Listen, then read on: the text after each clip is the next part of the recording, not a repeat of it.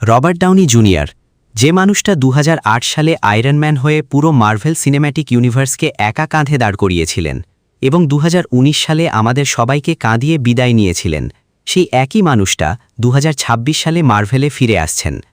কিন্তু এবার কোনো সুপারহিরো হয়ে নয়, বরং মার্ভেল ইতিহাসের সবচেয়ে ভয়ঙ্কর ও ডেডলি ভিলেন ডক্টর ডুম হিসেবে। প্রশ্ন হল, টনি স্টার্ক কিভাবে ডক্টর ডুম হল? মার্ভেল কি মাল্টিভার্সের কোনো গোপন চাল চালছে, নাকি এটা ভক্তদের নিয়ে করা মার্ভেলের একটা ট্রিক? অ্যাভেঞ্জার্স ডুমসডে ট্রেলারে লুকিয়ে থাকা এমন 5টি মাইন্ড ব্লোয়িং থিওরি আজ আমরা আনপ্যাক করব, যা শোনার পর আপনার মাথার ফিউজ উড়ে যাবে। ট্রেলারের একদম শুরুতে আমরা ল্যাটভেরিয়া দেশের একটি ধ্বংসস্তূপ দেখতে পাই। যারা কমিক্স পড়েন তারা জানেন ল্যাটভেরিও হল ডক্টর ডুম অর্থাৎ ভিক্টর ভন ডুমের নিজস্ব সাম্রাজ্য। কিন্তু এখানে সবচেয়ে অবাক করা বিষয় হল, সেই ধ্বংসস্তূপের মাঝে পড়ে আছে ড্যামেজ হয়ে যাওয়া একটি আয়রন ম্যান হেলমেট। খেয়াল করে দেখুন, এই হেলমেটটি কিন্তু আমাদের মূল টাইমলাইনের অর্থাৎ আর্থ 616-এর টনি স্টার্কের নয়। এটা ইঙ্গিত দিচ্ছে যে এই ডক্টর ডুম অন্য কোনো ডাইমেনশন থেকে এসেছে, যেখানে সে হয়তো আয়রন ম্যানের বদলে ডক্টর ডুম হয়ে উঠেছিল। কমিক্স জগতে ইনফেমাস আয়রন ম্যান নামে একটি গল্প রয়েছে, যেখানে টনি স্টার্কের মৃত্যুর পর ডক্টর ডুম নিজে আয়রন ম্যানের স্যুট বানিয়ে হিরো হবার চেষ্টা করে। কিন্তু মার্ভেল সিনেম্যাটিক ইউনিভার্সে কি এর উল্টোটা হতে যাচ্ছে? অর্থাৎ কোনো এক অল্টারনেট ইউনিভার্সে টনি স্টার্ক কি অন্য কোনো ভাইকে ভিক্টর ভন ডুম হিসেবে বড় হয়েছে? কারণ একদিকে যখন এই মহাবিনাশ চলছে, ঠিক অন্যদিকে আর্থ 616 বা আমাদের মূল ইউনিভার্সে এক রহস্যময় দেশের উত্থান ঘটবে, যার নাম ল্যাটভেরিয়া। আর এই দেশের শাসক হিসেবে আবির্ভূত হবেন ভিক্টর ভন ডুম অর্থাৎ ডক্টর ডুম। কিন্তু এই ডক্টর ডুম কোনো সাধারণ মানুষ নন, সে সায়েন্স এবং ডার্ক ম্যাজিক দুটোতেই পারদর্শী। ডুম দাবি করবে যে সে একমাত্র ব্যক্তি যে জানে কিভাবে পুরো মাল্টিভার্সকে ধ্বংসের হাত থেকে বাঁচানো যাবে। কিন্তু তার এই বাঁচানোর পদ্ধতিটি কতটা ভয়ঙ্কর হবে কেউ তা কল্পনাও করতে পারবে না। পরিস্থিতি হাতছাড়া হয়ে গেলে স্যাম উইলসন, যে এখন নতুন ক্যাপ্টেন আমেরিকা, পুরো পৃথিবী থেকে বাকি সুপারহিরোদের একত্রিত করার সিদ্ধান্ত নেবে। স্পাইডারম্যান, থর, শ্যাংশি, অ্যান্টম্যান এবং ফ্যান্টাস্টিক ফোর ডক্টর ডুমের আগ্রাসন থামাতে ল্যাটভেরিয়ার দিকে রওনা হবে। আর এখানেই ঘটবে সিনেমার সবচেয়ে আবেগঘন এবং আইকনিক মুহূর্তটি। যুদ্ধের এক পর্যায়ে যখন ডক্টর ডুমের মাস্কটি খুলে যাবে বা খসে পড়বে, তখন সবার সামনে উন্মোচিত হবে তার চেহারা। চিন্তা করে দেখুন, পিটার পার্কার মানে স্পাইডারম্যান, যে টনি স্টার্ককে নিজের বাবার মতো ভালোবাসত, কিংবা থর, যে টনিকে নিজের ভাইয়ের মতো মনে করত, তারা যখন দেখবে তাদের চিরশত্রু ভিলেনের চেহারা অবিকল টনি স্টার্কের মতো, তখন তাদের মানসিক অবস্থা কি হবে? ডক্টর ডুম এই ইমোশনাল দুর্বলতাকেই তার সবচেয়ে বড় হাতিয়ার হিসেবে ব্যবহার করবে। সে অ্যাভেঞ্জার্সদের মনস্তাত্ত্বিক খেলায় পরাস্ত করবে। কিন্তু ডুম কিন্তু টনি স্টার্ক নয়, সে অত্যন্ত নির্মম। সে অ্যাভেঞ্জার্সদের স্পষ্ট জানিয়ে দেবে যে তোমাদের টনি স্টার্ক নিজের জীবন দিয়ে বিশ্বকে বাঁচিয়েছিল, কিন্তু আমি পুরো মাল্টিভার্সকে জয় করে বাঁচাবো।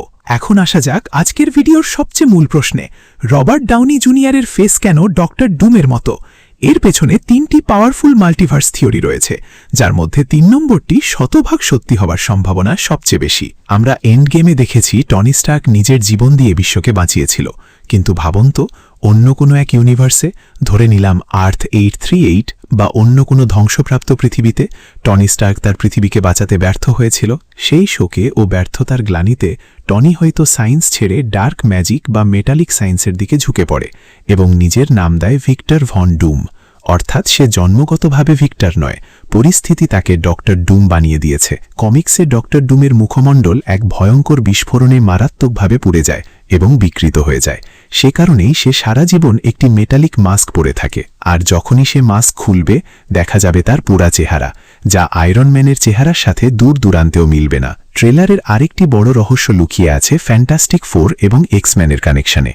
ট্রেলারের 42 নম্বর সেকেন্ডে ব্যাকগ্রাউন্ডে রিড রিচার্ডস অর্থাৎ মিস্টার ফ্যান্টাস্টিকের কণ্ঠস্বর শোনা যায়। ডক্টর ডুমের সাথে ফ্যান্টাস্টিক ফোরের শত্রুতা বহু বছরের পুরনো। 1960-এর দশকে নাপোলি বা ইটালিয়ান সায়েন্স ব্যাকগ্রাউন্ডের মতো করে গড়ে ওঠা ভিক্টর ভন ডুম সবসময় রিড রিচার্ডসকে তার প্রধান প্রতিদ্বন্দ্বী মনে করত। ডুমসডে মুভিতে আমরা ফ্যান্টাস্টিক ফোর এবং এক্সম্যানদের একসাথে অ্যাভেঞ্জার্সদের পাশে যুদ্ধ করতে দেখব, যেখানে আমরা দেখতে পাব এক্সম্যান এবং অন্যান্য অল্টারনেট ইউনিভার্সের হিরোদের আগমন। ডেডপুল, উলভারিন এবং ফ্যান্টাস্টিক ফোর মিলে ডক্টর ডুমকে থামানোর জন্য একটি শেষ চেষ্টা চালাবে, কারণ ডুম ততক্ষণে মাল্টিভার্সের কেন্দ্রবিন্দু অর্থাৎ টাইম ট্রাভেল এবং শক্তি কবজা করতে শুরু করেছে। কিন্তু অ্যাভেঞ্জার্সরা একটি বিশাল বড় ভুল করে বসবে। তারা ভাববে ডুমকে মেরে ফেললেই হয়তো মাল্টিভার্স বেঁচে যাবে, কিন্তু বাস্তবে ইনকারশন থামানোর ক্ষমতা কেবল ডুমের কাছেই ছিল।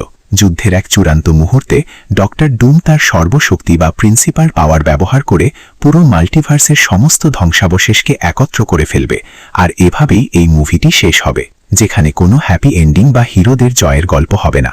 মার্ভেল ইতিহাসের যেমন ইনফিনিটি ওয়ারে ধুলোয় মিশে গিয়েছিল, ঠিক তেমনই ডুমসডে এর শেষে আমরা দেখব অ্যাভেঞ্জার্সরা চূড়ান্তভাবে পরাজিত হয়েছে। পুরো মাল্টিভার্স পুরোপুরি ধ্বংস হয়ে যাবে। তবে ডক্টর ডুম তার জাদুকরী ও বৈজ্ঞানিক ক্ষমতা বলে সেই ধ্বংসস্তূপের ওপর একটি নতুন পৃথিবী তৈরি করবে, যার নাম হবে ব্যাটেল ওয়ার্ল্ড।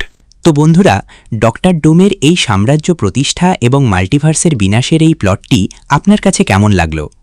আপনি কি মনে করেন অ্যাভেঞ্জার্সরা সত্যিই পারবে ডক্টর ডুমের মতো এত শক্তিশালী ভিলেনকে হারাতে, নাকি সিক্রেট ওয়ার্সে গিয়েই সব ফয়সালা হবে? আপনার মূল্যবান মতামত নিচে কমেন্ট বক্সে জানাতে ভুলবেন না। আর যদি এই প্লট ও ব্রেকডাউনটি আপনার ভালো লেগে থাকে, তবে ভিডিওটিতে একটি লাইক দিন। এরকম মার্ভেল ও ডিসির মাথা নষ্ট করা সব আপকামিং মুভির গল্প ও থিওরি সবে আজে পেতে চ্যানেলটি এখনই সাবস্ক্রাইব করে বেল নোটিফিকেশন অল করে রাখুন।